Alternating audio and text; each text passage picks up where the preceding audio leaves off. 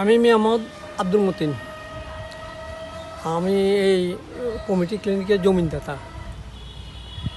আমি এই জমিনের এই গাছটা কমিটি ক্লিনিকের জন্য আমি নিজ হাতে রোপণ করেছি চারা।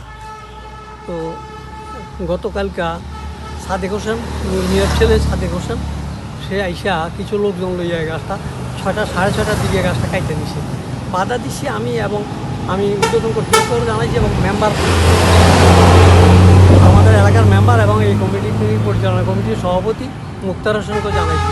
সে নিজে বলছে গাছটা কে লাগাইছে, আমি বলছি আমি লাগাইছি। তাহলে ওকে জানাইছে যে গাছ তো আপনি কাটতে পারেন না, আপনার জায়গায় যদি পড়ে থাকে পরিষ্কার করার জন্য বলবেন।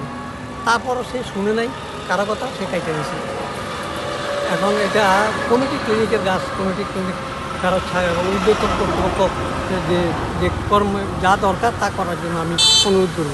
আমার বক্তব্য হলো জায়গাটা আমার, ওইখানে উনি যখন গাছটা লাগায় তখন আমি বাধা দিয়েছিলাম।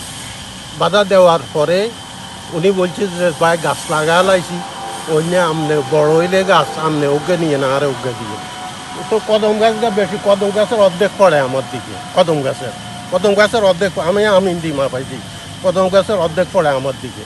তখন আমি বলছি যে ঠিক আছে, এই কথার উপরে ভিত্তি করি এখন আমি আমার জায়গার গাছ কাটাইছি।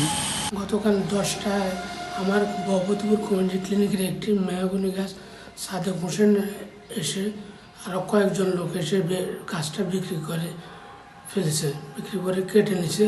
এবং আমি আমার সভাপতি এবং জমিনদাতা এবং আমার উদ্বোধন কর্তৃপক্ষকে আমি এ বিষয়ে সম্পূর্ণ জানাইছি।